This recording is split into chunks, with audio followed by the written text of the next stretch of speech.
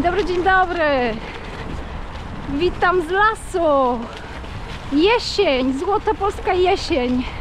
Idealny moment na to, żeby wreszcie ruszyć tematy na blogu, które chciałam poruszyć, a na które cały czas nie ma czasu. No więc jest ten czas, jest las, jest środek tygodnia, a że ostatnio często bywam w Warszawie, w zasadzie trochę już na stałe, no to mam gościa. Mam dzisiaj dla Was gościa. Odcinek o hamakach. Jest ze mną Rafał Lesowik-Palowski, który, myślę, że wiecie już, jest współtwórcą jednej patyki. Jest współtwórcą, no wiem, ale chyba już uciekła. Poszła sobie gałąź. Rafał robi hamaki. Rafał umie w hamaki. No i Rafał dzisiaj poopowiada nam trochę o hamakach. Także jedziemy z tą jesienią. Pięknie jest. Pięknie. No, nawet jakieś górki są w tej Warszawie. Haha, suchar prowadzącej. No jest Rafał, to ta osoba, która przed chwilą jechała za mną na rowerze. Co to będzie dzisiaj, panie Rafale? Dzień dobry. Dzisiaj przejdziemy się na wycieczkę po okolicy na południowy wschód od Warszawy, zmierzając pod Otwock, pobiwakować sobie i generalnie będziemy się przemieszczać trochę tak, warszawską obwodnicą turystyczną lub wawerskim szlakiem MTB. I ponieważ szlakiem MTB, to oczywiście jesteśmy na gravelach. No jak żeby inaczej, kamienie, korzenie, nie, tu raczej korzenie i piasek. Tak. Nasz główny cel to biwak i hamaczki oczywiście, dlatego trasa jest dość krótka, 34 km. Tak. Więc będzie, myślę, pół na pół, albo nawet trochę więcej hamaków, biwaków niż rowerów. No ale myślę, że złapanie kolejnej zajawki zaraz po rowerze, hamakowanie jest też bardzo, bardzo fajne. No i mam nadzieję dzisiaj Wam to pokazać, ale jeszcze zanim pojedziemy, to ja zapytam standardowe, tradycyjne pytanie. Rafale, produkujesz hamaki? Tak. Bawisz się w hamaki? Nie bawisz się, trochę się bawisz, ale robisz to bardzo fajnie, profesjonalnie, z pasją. Skąd w ogóle pomysł? Bardzo chciałem mieć w życiu firmę, w której będę mógł sobie napisać, że leży i myśli, i że to był mój zawód, więc wymyśliłem sobie firmę robiącą rzeczy do leżenia, o których trzeba dużo myśleć. A tak ogółem to hamaki wzięły się stąd, że zaczęły się pojawiać i przydawać w moim życiu. Najpierw z hamaka korzystał drużynowy w mojej drużynie harcerskiej, potem ja sobie sam uszyłem swój hamak, okazało się, że działa, potem zaczęły z nich korzystać osoby, moi najbliżsi znajomi, którym te hamaki szyłem i tak coraz szersze kręgi ten temat zataczał. A że jesteśmy tu, gdzie jesteśmy, czyli 11 lat prowadzenia firmy hamakowej, no i fajnie idzie. Pięknie to się kręci, ja myślę, że Wy już pewnie znacie Lesowika, firmę Lesowik.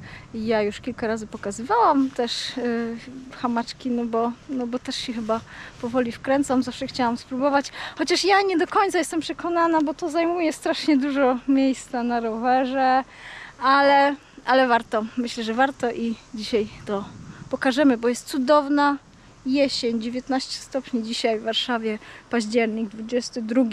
To się nie dzieje, więc postanowiliśmy to wykorzystać.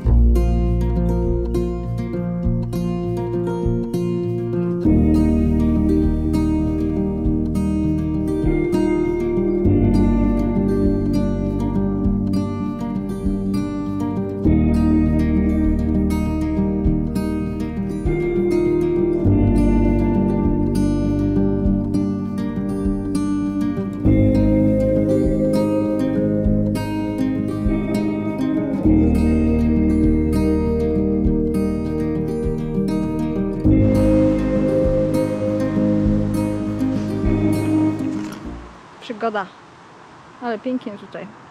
Wpaść do wody w takim pięknym miejscu. A dlaczego hamaki są fajne?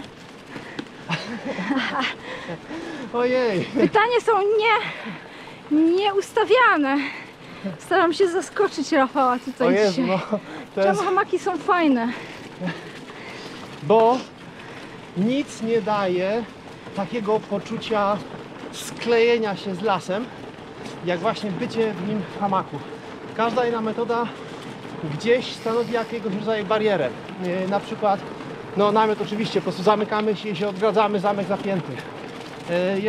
Jeżeli śpimy po prostu na ziemi, no to barierą jest mimo wszystko część tej niewygody, której doświadczamy. No o kwaterze i o wiatrach to nie mówię.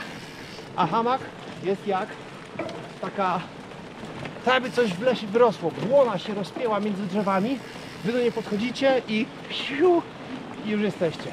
I w tym bujaniu, w tym poczuciu drzew, w tym poczuciu ciągłej obecności, no to jest chyba najfajniejsza rzecz.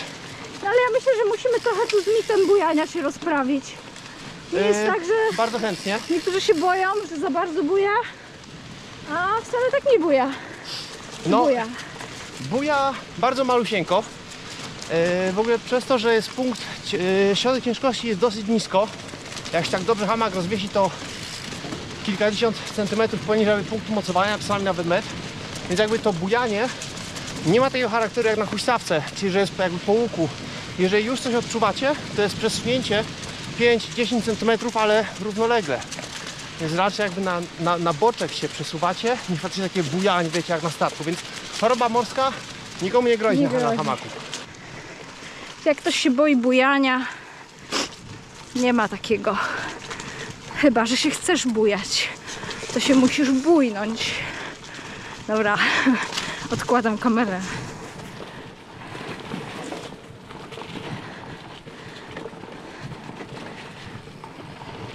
No i właśnie w brawurowy sposób przekroczyliśmy rzekę Mienia, rwącą Amazonkę tutejszą. I w nagrodę dostaniemy teraz odcinek, taki tutejszy singielek wzdłuż Mieni. Słynny zresztą, bo mamy taki super układ. Jest Mienia i Świder. I wzdłuż obu tych rzeczek piękne singielki są ułożone. I to oznacza, że można, ostatnio to liczyłem, to było 14 km non-stop, można faktycznie sobie zygzakiem jechać. No tam jakieś powiedzmy 2 przerwy typu plaża miejska, ale ogółem 14 km faktycznie fajnej, sportowej jazdy, no. No, to ładnie. To MTB. Oj tak. MTB. Pozdrawiam wszystkich fanów MTB. Aż jest pięknie.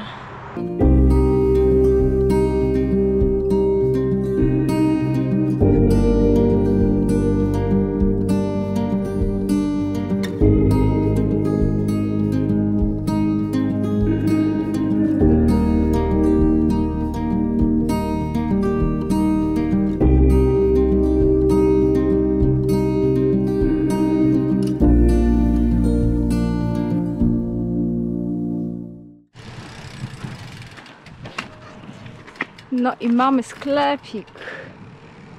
Piękna traska jesienna, ajajaj. I co? I teraz mamy 3 km do biwaczku. Więc trzeba się zaopatrzyć w wodę, w wodę, w wodę. I coś do jedzenia. Dzisiaj będziemy pewnie korzystać z liofów, z dodatkami. A na śniadanie będzie jajecznica? Żelki, czekolada, pryncypałki, paluszki. Nie, to na deser, a na Piwo Extra Strong jedzenie 12%. trzeba ładnie zjeść, zdrowo. Tak? Dobrze. W takim razie pomidorki, ogóreczki, serfeta, olej tłoczony lniany na zimno, to w formie sałatki, a do tego jajecznica robiona metodą tą, że na zimną patelnię wrzucacie kostkę masła i wbijacie jajca. Kostkę? Znaczy kosteczkę, No. taką, tak. I bardzo powolutku, a znaczy szybko ręką, ale wolno ogniem, robicie taką emulsję maślano-jajeczną. Idealnie. To jest to. Tak będzie. Jajecznica jak się robi, to nie powinna temperatura przekroczyć 70 stopni. Taka ciekawostka kulinarna. I wtedy będzie pyszna. I solimy dopiero na końcu, nigdy w trakcie. Dopiero na końcu, już jest prawie ścięta, to dopiero potem się soli. Tego ostatnio oglądałam chyba Gordona Ramsaya. Zgadzałbym się z tym, gdyby nie najnowsze informacje w tym temacie. O! Czyli jest zalecenie, żeby solić 15 minut przed przygotowaniem jajecznicy. Tak, bo wtedy sól wchodzi w reakcję z białkiem i powstrzymuje przed tworzeniem zbyt dużych struktur, dzięki czemu jajecznica będzie bardziej właśnie puszysta. Sprawdzimy to. Sprawdzimy to jutro. Idziemy na zakupek.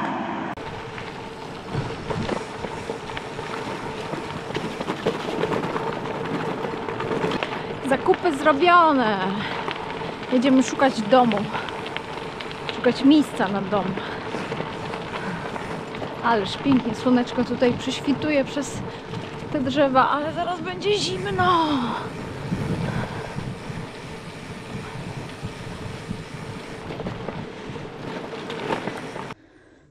Jak znaleźć idealne miejsce na hamak?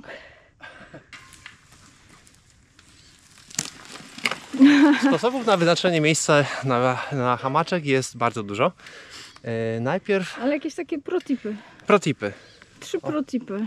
To tak, pierwszy protip jest taki, że najlepiej szukać miejsca na biwak 1,5 godziny przed spodziewanym zachodem słońca, bo to daje wciąż jeszcze rozpoznanie terenu, wszystko widać w miarę w normalnym świetle i na przykład nie skończycie rozwieszeni 5 metrów od drogi, a takie historie już słyszałem. Zdarza się. No, dzisiaj mamy do zachodu 45 minut, więc nie jest źle. Nie jest źle, plus jesteśmy na terenie programu Zancuj w lesie, czyli Właśnie. wszędzie tu dookoła, gdzie jesteśmy, możemy legalnie biwakować w dowolnie wybranym miejscu, więc pozostaje tylko wystawić buzię do słońca, najpierw znaleźć miejsce z buzią do słońca i ja na przykład osobiście w tej sytuacji nie miałbym nic przeciwko, żeby w zasięgu wzroku była na przykład droga, bo nie mam czego ukrywać, jestem u siebie. No ale są inne nastawienia, że niektórzy wolą się bardzo, bardzo mocno skamuflować. Na przykład szukając... się boją. Dziewczyny jak same biwakują, to też się boją.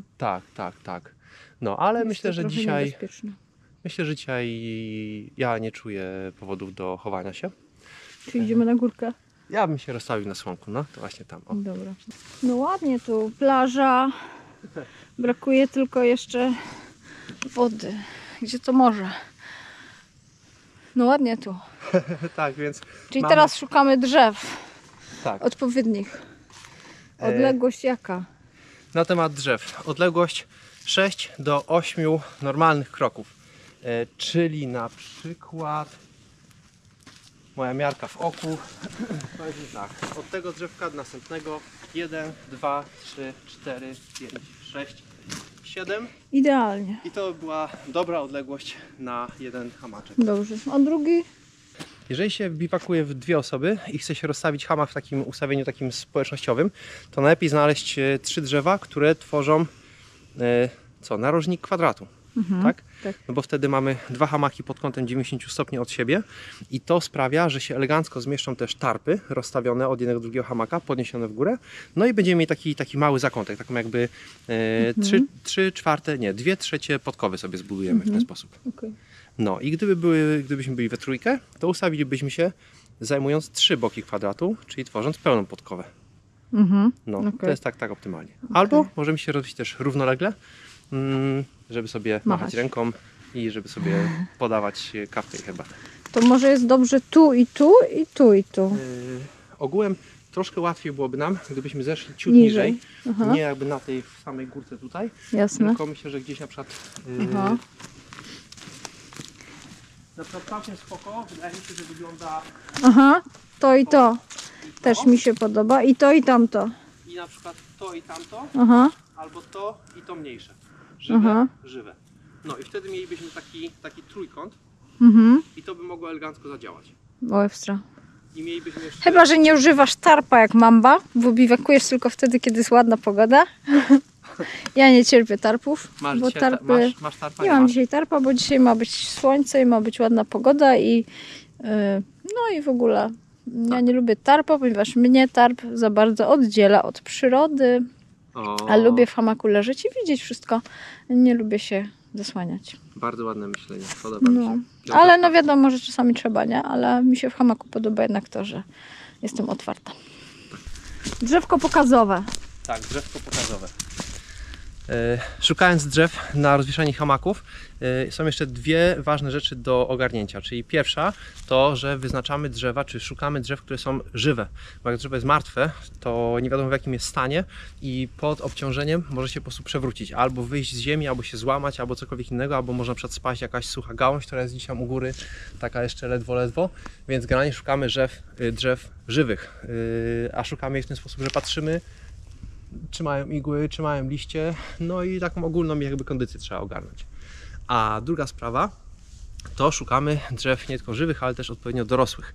A odpowiednio dorosłe drzewo to jest takie, które jest wystarczająco grube, a więc w związku z tym sztywne, które utrzyma Wasz ciężar. I tak pi razy drzwi można oceniać drzewa, czy są wystarczająco grube poprzez objęcie ich dłońmi.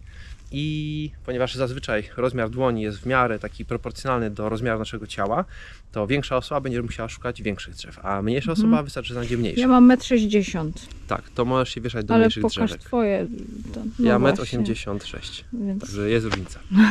No więc chwytamy drzewko i próbujemy je objąć. Stykamy kciuki i jeżeli dłonie się złączą po drugiej stronie pnia, to takie drzewo jest po prostu zbyt młode, zbyt cienkie, żeby się do niego wieszać, więc idziemy z naszym dusicielem drzew do innego drzewa i szukamy innego drzewa, tak.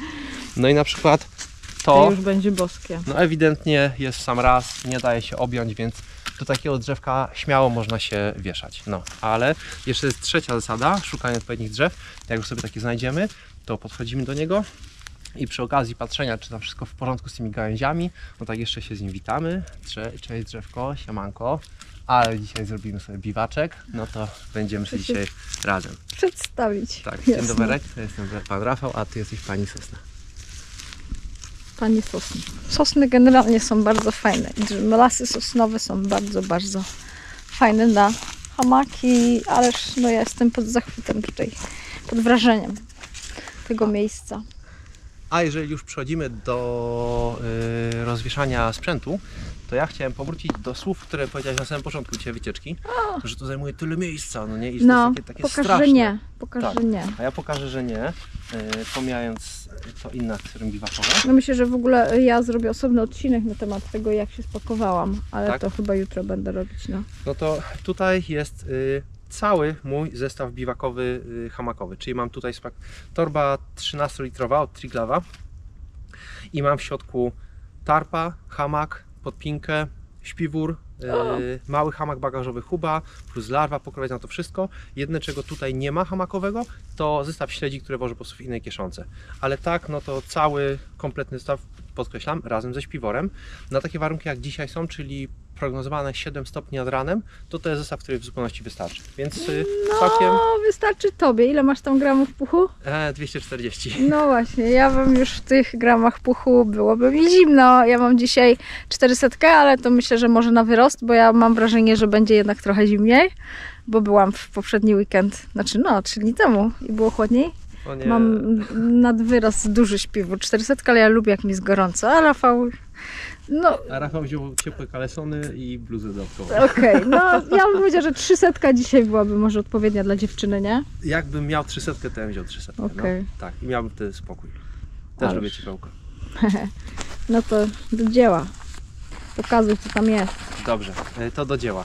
Będziemy brać czyli... ten i ten. Tak. Nie. Jak to było? Mówiliśmy wstępnie o tym drzewku, o tym, O tym? a następnie od tego do tamtego dalszego. Okej, czyli tamte dalsze jest raczej na mnie. Raczej na ciebie, no. Dobra. Szkoda, bo jeżeli- chciałam tu, ale spoko, mogę To być możemy tam. się zamienić. Chcesz tu? Nie, Czyli tak, Nie, no bo tarpa nie nie chciałam, żebyś ustawiamy, się zerwał. tutaj. Mówimy się, że bez tarpów. I teraz uwaga, to co mam To w tym jest dworze, to, co jest bardzo fajne i ja już polecam od razu. Larwa. to jest tak, dokładnie, Robak. tak zwana larwa, czyli pokrowiec na cały zestaw hamakowy. I co nam to daje? Że zestaw hamakowy składa się z kilku elementów. Samaka z podpinki, to jest takie minimum. Do tego jeszcze chcecie mieć śpiwór, no bo musi być Wam ciepło, czyli mamy już 3 elementy. I czasami Przerwę ci. tak, Co to jest podpinka i po co? podpinka to jest ocieplacz, który zawieszony na zewnątrz hamaka izoluje nas przed wychładzaniem w kierunku w dół i na boki, czyli tam, gdzie fruwa zimne powietrze. Dokładnie, bo jak śpimy w śpiworku, to przygniatamy puch, no i wiadomo, że tam, gdzie Tak. puch jest przygnieciony, on nas nie będzie grzał, więc musi być podpinka zawieszona pod hamakiem. I tak jak w namiocie używacie maty, żeby Was izolowała, i to jest główna rola maty, wygoda to jest druga rola, tak? Tak, w hamaku też można użyć maty, ale znacznie wygodniej jest, jeżeli podpinka jest na zewnątrz hamaka, bo wtedy ona pracuje razem z Waszym ciałem, układa się tak jak trzeba, jest zawsze tam, gdzie powinna i no i to jest po prostu najfajniejszy sposób na całą tą akcję. Plus można mieć naprawdę, zwłaszcza dla zmarzluchów, dobra opcja, można mieć naprawdę wielką, grubą podpinkę i można spać w minusowych temperaturach, naprawdę wtedy cieplutko, a jakby nie ma to takiego bezpośredniego, takiego fizycznego wpływu na Wasze ciało, w sensie, że na przykład nie leżycie na bardzo, nie wiem, chybotliwym materacu, prawda? Także to jest kapitalna sprawa. Dostaję, byście ubrali po prostu bardzo ciepłą kurtkę puchową na zewnątrz. Wow. Następuje zawieszenie hamaka. Drzewka wyznaczyliśmy w poprzednim odcinku, Dokładnie tak. więc teraz pozostaje nam akcja z rozwieszeniem hamaka. I oczywiście sposobów na rozwieszenie hamaka jest mnóstwo, tak samo jak mnóstwo jest modeli, tak samo jest mnóstwo systemu zawieszenia, czyli tego, czym łączycie hamak z drzewem. My się posługujemy tym najlepszym, czyli Lesowik EU. Tak, no siłą rzeczy będę pokazywał to na podstawie naszego systemu zawieszenia o wdzięcznej nazwie Sneka. Sneka składa się z taśmy typu daisy chain, czyli z taśmy drabinkowej, która jest w całości skonstruowana z pętli. O, proszę bardzo. Pięknie. I te pętle służą jednocześnie do zapięcia taśmy wokół drzewa, bo sobie przepuszczamy kawałeczek taśmy przez ostatnią pętelkę, a następnie w wybraną tą pętelkę, wyżej albo niżej, wpinamy karabinek, który znajduje się na końcu hamaka.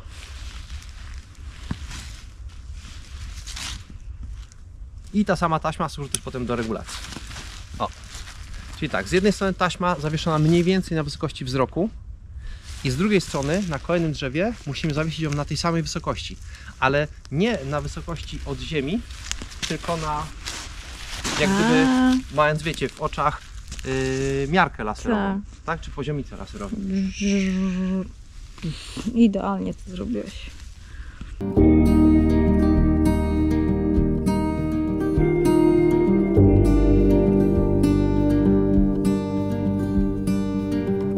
Ważne pytanie.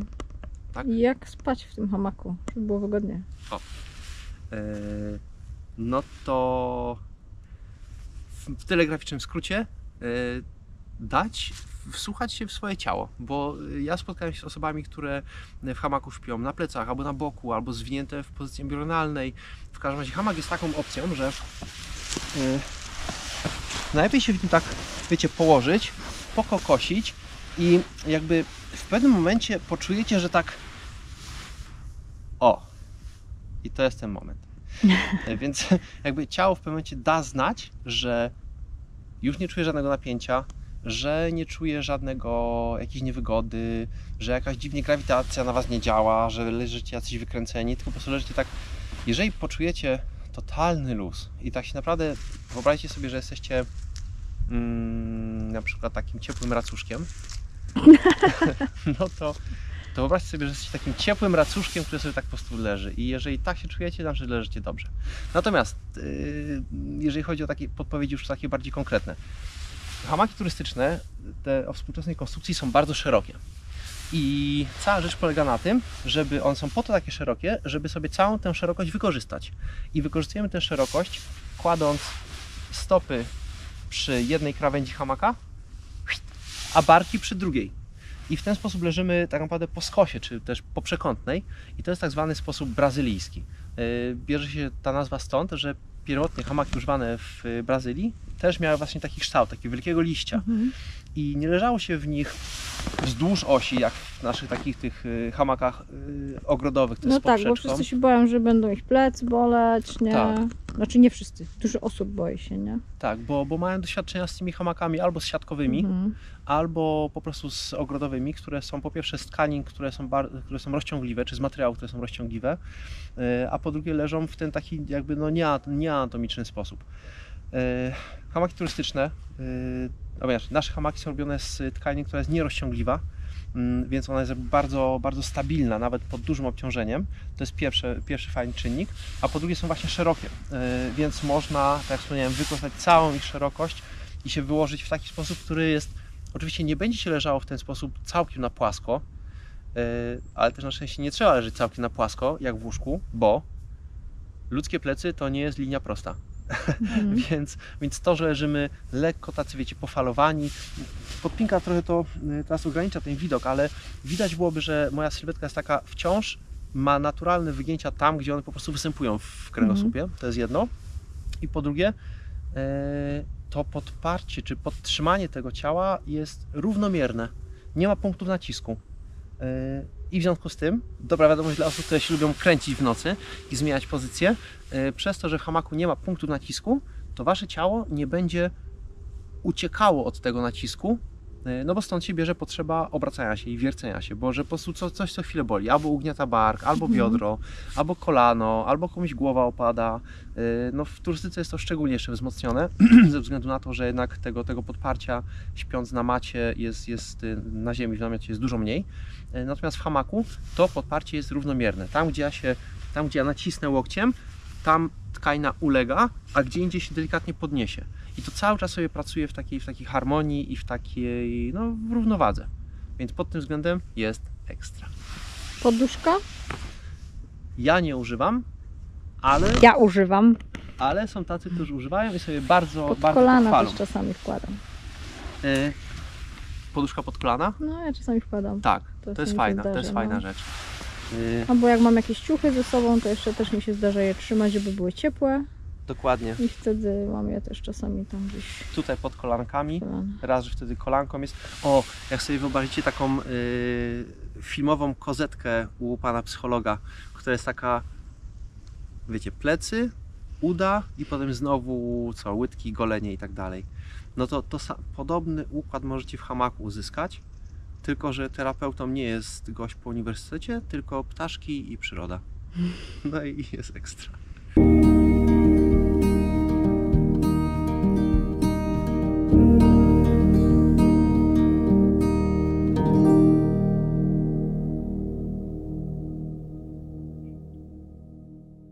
Hamak rozwieszony. Pytanie, czy wszystko zrobiłam tak jak trzeba. Widzieliście, ile to trwało? Na timelapsie bardzo szybko. Ale generalnie też bardzo szybko. Rafale, no czy ja to zrobiłam wszystko dobrze? Już nadciąga. I czy chciałbyś jeszcze może o czymś powiedzieć, co może być ważne z punktu widzenia początkującego hamakersa? Więc inspekcja Makowca. hamakowa włącza fioletowe światło, O, mambowe światło, teraz nam... Mambon Bike. Tak, teraz sprawdzimy, czy hamak wisi prawidłowo. Szanowni Państwo, stwierdzam, że podpinka wisi prawidłowo, hamak rozwieszony prawidłowo i wszystko jest gotowe do działania. A stwierdzam to po tym, że hamak wisi równo, czy jakby w poziomie, hamak wisi w równej odległości od obu drzew, czyli symetrycznie. No i co? I wygląda generalnie jak z obrazka. Więc Dorota sobie poradziła wyśmienicie. Widać, że hamakerka nie przedszkolak. Awansowałam do drugiej klasy albo do jesteś podstawówki. Jesteś hamakowym starszakiem teraz. O, super. Tak. Może jeszcze o odciągach, bo to taka jest chyba niestandardowa rzecz. Tak, Czy mamy- standardowa? Jest to rzecz niestandardowa. Mamy tutaj zamontowane boczne odciągi, i których rolą jest to, żeby sypialnia hamaka była bardziej rozwarta. Wtedy on zamiast wisieć tak po prostu jak taka wąziutka konstrukcja, wisi sobie dosyć szeroko, a to oznacza, że łatwiej włożyć do niego śpiwór, łatwiej wycelować w niego pupą, jak się do niego wsiada, i to na przykład powstrzymuje ludzi przed tym, że no bo niektórzy są tak entuzjastycznie nastawieni do siadania do hamaka, że wsiadają do niego zbyt szybko, zbyt daleko i wylatują z drugiej strony, jakby tam no tak, Nigdy tam do mi się tyłu. nie zdarzyło. Tak, czasami też na dziwne. przykład siadają w moskitierę po drugiej stronie i niestety A. potrafią tą moskitierę tam uszkodzić. No więc szeroko rozwarta sypialnia to łatwiejsze układanie śpiwora, łatwiejsze wchodzenie do hamaka, większa przestronność w środku sypialni, po prostu jest więcej miejsca, moskitiera jest odciągnięta od waszej buzi, a przy zwijaniu biwaku dzięki temu też łatwiej zauważyć, czy w środku na przykład nie leży telefon, nie wiem, okulary, nożyk, scyzoryk, cokolwiek takiego innego, czego z jednej strony nie chcielibyście złamać przy pakowaniu tego hamaka do torby, a z drugiej strony coś, czego nie chcielibyście zostawić głęboko w torbie, można sobie potem jedziecie i za 2 godziny dzwoni telefon i okazuje się, że wasz telefon dzwoni w podsiodówce, w drybagu, w środku, w śpiworze, który jest w hamaku spakowany. No, także nie fajnie. No więc generalnie odciągi boczne są no, bardzo, bardzo, bardzo przydatne, ale nie są niezbędne do używania hamaka. Potwierdzam. Lubię je. Tak? Tak. to należymy Czasami do... trzeba na nie też zwrócić uwagę w nocy, żeby o nich nie zapomnieć. Tak, to Ale prawda. nie, no lubię je, bo właśnie ta przestrzeń wtedy jest taka przyjemna tam w tym To hamaku. należysz razem ze mną do mniejszości w takim razie. Czemu? Naprawdę? Tak, na przykład większość Mm. moich kolegów z ekipy testowej, niektórzy mi się przyznali, że nigdy w życiu nie użyli tych odciągów. Ojejku. Nigdy, po prostu kompletnie Może uznali. są przyzwyczajeni, bo ludzie też Może nie tak. lubią nowości, nie? I jak ktoś jest już do czegoś przyzwyczajony, to często jest tak, że Może... ciężko go przekonać do czegoś nowego też. No i ja już nie pamiętam, czy my mówiliśmy o tarpie, czy nie. No dzisiaj nie śpimy z tarpami, bo ma być ładna pogoda Tak. i ma być piękne niebo i w ogóle nie oddzielamy się od przyrody, ale generalnie zazwyczaj trzeba ten tarp ze sobą jeszcze mieć. No i wiesza się go tam. Dzisiaj Wam niestety nie pokażemy. Zapraszamy do następnego odcinka. Może będzie. Albo Klikajcie łapki w górę, jeżeli chcecie następny hamakowy odcinek u Mamby z panem Rafałem. Co, my się już przebieramy teraz, trochę się przebraliśmy, ale mamy już dom, mamy gdzie spać, mamy gdzie mieszkać. Kuchnię zaraz będziemy ogarniać. Ja chciałabym się jeszcze też przebrać, żeby sobie tutaj ubrać się w merinko, w jakieś ciepłe tutaj puchóweczki już są i zaraz będziemy biwaczek robić. Będzie kolacja, może jeszcze pogadamy o hamakach na kolacji.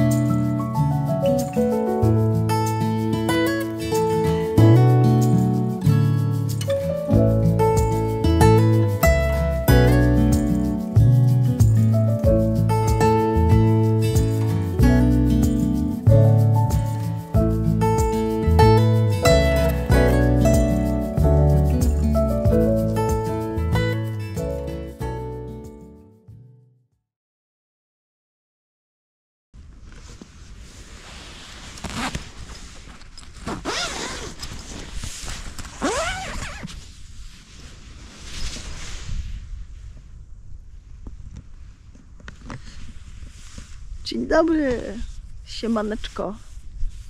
Ale ciepła noc była. Wow, trzeba było się odkrywać, wychodzić ze śpiwora. Mam na sobie merino, bieliznę. Teraz już kurtkę, ale wcześniej byłam bez.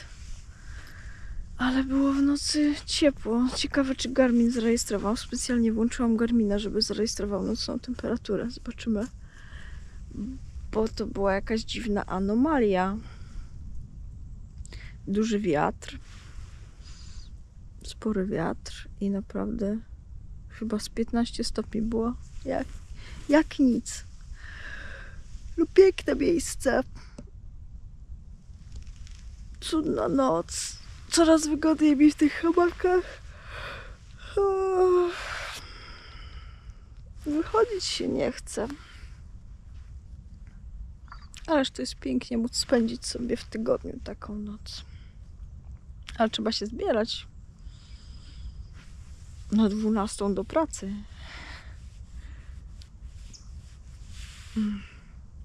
Śniadanie, zaraz śniadanie.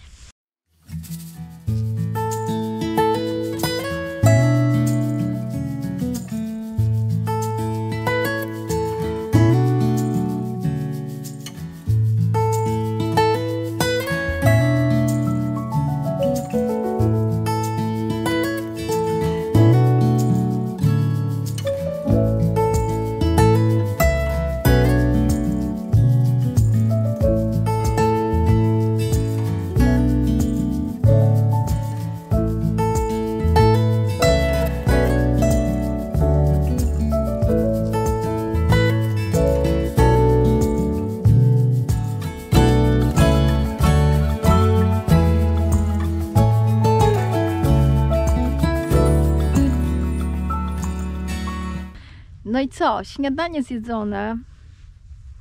Chciałam jeszcze w trakcie śniadania tutaj pozagadywać Rafała, no ale tak żeśmy się zaaferowali tym śniadaniem. Myślę, że wiedzieliście, że było przepyszne, że zapomniałam. No gadaliśmy, ale zapomniałam oczywiście, żeby wziąć kamerę i ją odpalić. Więc już tutaj jest końcóweczka, już prawie posprzątane. Koniec śniadania, kaweczka dopijana, herbatka. No i nie wiem, o co mogłabym jeszcze zapytać. Na pewno o to, że no generalnie, jeżeli mówi się o biwakach, jeżeli mówi się o takim spędzaniu nocy w lesie, w outdoorze, to głównie myśli się o namiotach. A dopiero może w drugiej kolejności, chociaż to pewnie zależy, a dopiero w drugiej kolejności może jakieś hamaki. No i może tutaj pytanie do Ciebie, jak to jest? Hamak kontra namiot. Kontra. Właśnie Czy kontra, czy współ? jak zaczynałem całą tą zabawę, nie, te kilkanaście lat temu, to faktycznie mówiono o tym, że hamak to jest, zresztą sam tak mówiłem, że hamak to jest alternatywa dla namiotu. Ale z biegiem lat troszkę mądrości przyszło do głowy więcej i dzisiaj stwierdzam, że hamak nie jest alternatywą dla namiotu, tak samo jak namiot nie jest alternatywą dla hamaka. Oba te systemy, czy oba te sposoby nocowania są wzajemnie siebie uzupełniające. Bo jeżeli spojrzycie na w ogóle zagadnienie nocowania w terenie, to jest tak naprawdę taki dosyć rozległy system, na który składa się między innymi wyposażenie, którego używacie, ale też metoda, sposób wyznaczenia tego miejsca biwakowego, miejsce, jego otoczenie, warunki, no więc jest taka całkiem skomplikowana matryca różnych czynników. I teraz oczywiste jest, że w niektórych warunkach lepiej będzie działał namiot, a w niektórych warunkach lepiej będzie działał hamak. Są ponadto takie warunki, w których i namiot, i hamak zadziałają równie skutecznie, tylko musicie zdecydować się, który aspekt tego nocowania jest dla Was bardziej pożądany.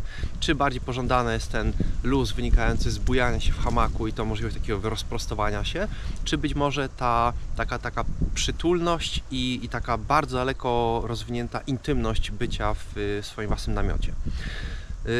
Siłą rzeczy dla osoby, która podróżuje sobie rowerowo i podróżuje w tych naszych środkowoeuropejskich warunkach, no to tych lasów jest masa, więc trafiając do lasu od razu macie pewność, że tam na pewno znajdziecie sobie miejsce na biwakowanie.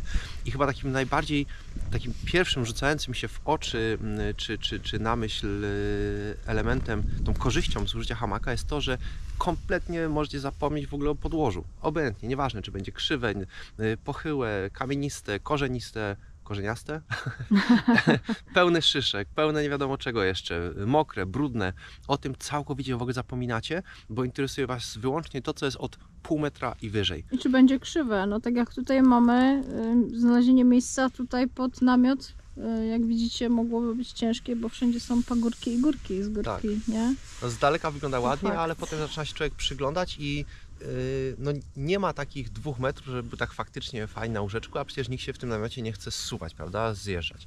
Poza No, tym, chyba że ktoś chce. jak się 2 osoby obok siebie ułożą równolegle, ale tak, że ta jedna jest niżej, no to wtedy obowiązkowe przytulanko. No więc z hamakiem jesteście totalnie niezależni. Druga rzecz w ogóle, która też czasami jest pomijana w ogóle w tych rozmyślaniach, to jest to, że w odróżnieniu od namiotu hamak pozostaje przez znakomitą część czasu zupełnie czysty. Nie będzie ubrudzony od ściółk, nie będzie ubrudzony od piachu, nie będzie ubrudzony od błota, od czegokolwiek, z czym miałby styczność dotykając podłoża, więc macie mniej roboty przy jego konserwacji. Rzadziej musicie go czyścić. Mniejsze jest zmartwienie o to, czy spakowaliśmy mokry hamak, czy go spakowaliśmy niemokry. Na ogół będzie zazwyczaj pakowany suchy. Jedno, o co musicie się zatroszczyć po deszczowej, ulewnej nocy, to tylko tarp. I teraz jeszcze wyobraźcie sobie, o ile łatwiej jest rozwiesić tarp, którego rozwieszanie jest jak rozwieszanie prześcieradła w domu, więc nawet na zwykłej suszarce możecie go wysuszyć, w stosunku do rozwieszania namiotu. Jak macie jedynkę, no to jeszcze pół biedy, ale na przykład namiot 2, 3, jakiś większy, z jakimś przedsionkiem, no to domyślam się, że mało kto z nas ma tyle miejsca w mieszkaniu, żeby sobie namiot wysuszyć. Natomiast każdy z pewnością, jeżeli raz uprał sobie prześcieradło, to z pewnością ma wystarczająco miejsca dużo, żeby wysuszyć tarpa. Ciekawe Więc porównanie. no, są to plusy takie Prawda. około noclegowe, nie? Jakby tak patrząc na całokształt tej zabawy. Nie będę przedciągać, pakujemy się, bo jeszcze trzeba jakieś kilometry dzisiaj zrobić, bo ładna pogoda, także widzimy się zaraz po spakowaniu na jeszcze jakichś krótkich kilometrach. Bunkry musimy zobaczyć. Tak. Okej, no to pakowanko. No i niestety wszystko co dobre szybko się kończy. Nie ma już hamaczków. Koniec. Zostaje piękny las. Zostajemy go w należytym porządku. Nie zostawiliśmy śladów po sobie. To też ważne w trakcie takich biwaków. Leave no trace, czyli nie zostawiamy nic, żadnych śmieci. Nie widać nawet, że tu byliśmy.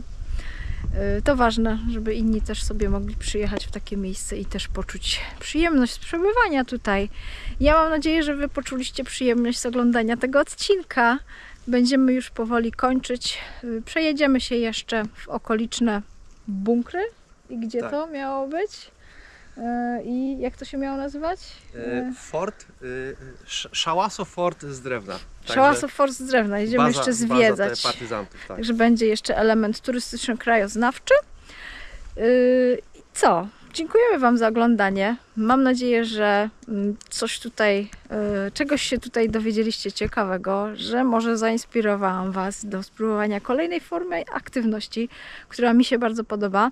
Jak widać, jesień wcale nie jest taka zła, wcale temperatury nie są takie straszne. Wystarczy odpowiednio się przygotować i wystarczy odpowiednie towarzystwo.